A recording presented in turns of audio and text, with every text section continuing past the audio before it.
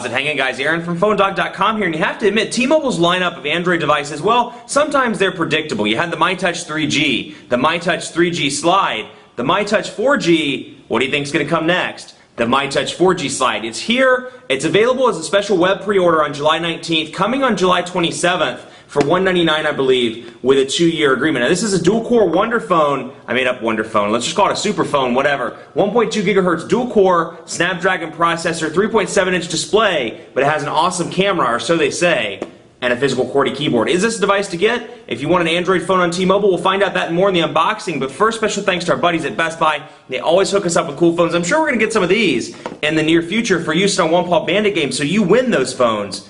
And they're all awesome, that's thanks to Best Buy. When you walk into Best Buy Mobile, you walk out working. When you go to buy this, or the Droid 3, or whatever phone you're looking at right now, you'll walk out working. They'll help you set up your web, your email, and more. Enough of that, let's get into an unboxing. myTouch 4G Slide. Is this a device for you, or should you go with something else on the nation's 4th largest wireless carrier? Let's find out. The myTouch 4G Slide is finally here. You know, we've heard rumors and rumors, as with all of these devices in today's wireless world, but it's finally here. It's going to be available on July 19th through a special web-only pre-sale, and then it's going to be offered in 2 colors, black and khaki, in retail stores, I'm sure on the online pre-sale as well, but coming to retail stores on July 27th, and I believe it's going to be $199.99 with a 2-year agreement. Now, this device is pretty packed when it comes to features. 1.2 gigahertz dual-core Snapdragon processor. It is 4G capable on T-Mobile's 4G HSPA+. It does offer 1080p HD video recording, and then it has the cool stuff that carries over from the myTouch 4G, like the Genius button, front-facing camera, and then a couple of other things. But 8-megapixel camera, dual LED flash. It's got some nice features here on the back. Incredible features, according to the box, and then advanced camera capabilities. And what's inside? T-Mobile myTouch 4G Slide, charger with USB cable, SD card, SIM card, start guide, terms and conditions, and more. Blah, blah, blah. You're like, open the box. I think we'll do that. And one thing I have to say I really like, again, you may not care, but I like the way T-Mobile packages their phones. It's kind of like corporate box that they use for all of their devices. Do you happen to like point, shoot, and share on T-Mobile's 4G network? We'll do that. We'll do that. Like I said, 8-megapixel camera though, but it's supposed to be a super awesome camera. That's on the press release. That's an Aaron Baker term. Super awesome camera with 0 shutter time, 0 lag in the camera, next to nothing. Terms and conditions, return policy, limited warranty, handset recycling, start guide. Then of course you get your USB cable and your AC adapter module without the HTC logo, but with the myTouch logo. It's a little bit different there. If you're keeping score on what's different from this versus some of the other HTC devices on the market right now. Ooh, left a screen cover on it. Listen to that. That was no fun. No real sticky noise on that one. But you can see it's a good-looking device and actually looks a lot like the original myTouch 4G. The only difference is, obviously, that, and then a little bit of a difference to the way the back looks with this metal kind of thing below the camera here. 8-megapixel camera, like I said, 1080p HD video recording, and over here, micro USB charging port and your volume rocker. And over here, camera shortcut button, 3.5mm headphone jack, and power button up here on the top. So you got this nice little green kind of accent over here on the side. And let's see what the battery is on this bad boy before we start it up and start playing with it. We have our SD card. 8GB SD card comes with it out of the box. And you have a 1,520 milliamp hour battery. So I usually complain if it's anything under 1,500. They must have heard my complaints and been like, we're not going to ship this with anything less than a 1,500 milliamp hour battery, because Aaron Baker said so. So that is, my friends, is why they have a 1,520 milliamp hour battery. 4-row QWERTY keyboard here with a dedicated row for spacebar and popular or commonly used symbols like period, comma, and then your Genius button, symbol Alt, and then your home button and your equivalent of your right click here, your menu button as well. So Genius button on here, Android 2.3 with HTC Sense. Now, it does have the same lock screen as Sense 3.0, but I don't want to quite call it Sense 3.0 because there are some differences between it. So I feel like, you know, HTC's probably labeled this like Sense 2.1 with T-Mobile myTouch 4G customizations, you know, some sort of specific way that they're calling it. But you can see over here when it turns on, you can see the typical ring to unlock, but it does not have the shortcuts like the Sense 3.0 devices, like the Sensation 4G and the Evo 3D do. So a little bit of a difference there, but again, dual-core Snapdragon processor at 1.2 gigahertz, 3.7-inch Super LCD, and it's really a good-looking LCD as well. I'm going to hold it up closer to the camera so you can kind of get an idea, even though obviously the lens isn't really going to do it justice. 480 by 800 pixels, and it is Sense 3.0. Okay, I'm actually looking over at the press release and cheating a little bit because I wanted to see if they listed it, and it does say built with HTC Sense 3.0, but it is a myTouch version of HTC Sense, so it's a little bit different there. So I open up the Ring, and you can see immediately down here at the bottom, it's a little bit different. So all the apps, unfortunately, they've kind of gone with the typical Sense 3.0 look here, and they've kind of done away with the myTouch icon button. Now you can see that the icons are kind of boxed off here. That is reminiscent of previous myTouch devices.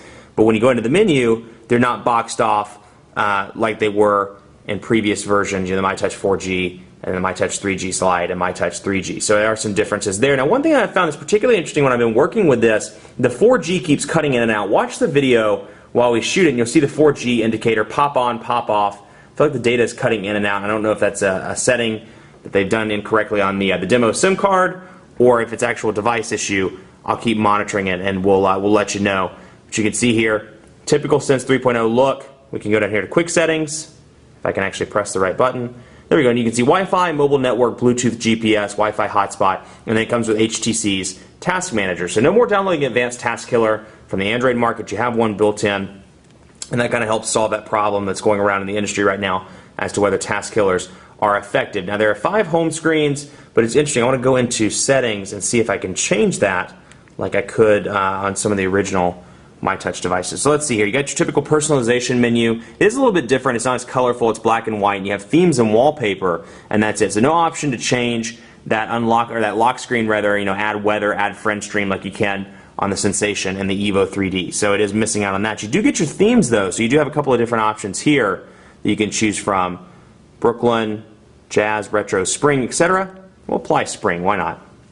I did not mean to click that. That's okay. We're going to apply Spring because it's hot as garbage outside and I'm ready for the spring. So anyway, there's Spring, and you can see the color differences as well. Out of the box, Bejeweled 2, T-Mobile's Highlight, Kid Zone, Netflix out of the box, T-Mobile's My Account and My Device, Polaris Office, Setup, T-Mobile Mall, T-Mobile TV, Quick Video Chat, and of course Wi-Fi calling and Wi-Fi hotspot, which at this point rather is becoming T-Mobile staples. So let's see here. Scroll down through here and see if I can change maybe the display.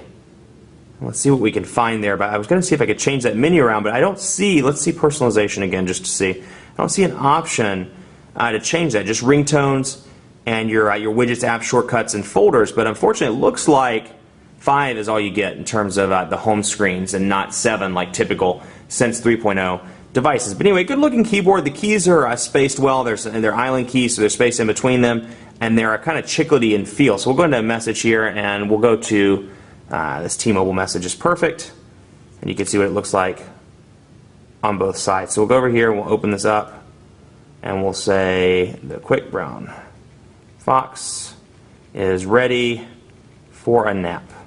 Quick Brown Fox is ready for a nap. And again, even though it's a smaller display, 3.7 inches as opposed to 4-inch on the Droid 3, or 4.3 inch on the Droid X2, or 4-inch on the T-Mobile G2X, it's a decent display with quite a bit of usability. So it's a nice, maybe a sweet spot for people that are like, the iPhone's too small, but the Infuse 4G is way too honking big. You do get a nice balance in 3.7 inches. So anyway, HTC Sense keyboard here, and then we'll go into input method, and then you can get swipe as well. And then of course your physical keyboard, and we'll do a test on that one. The Quick Brown Fox.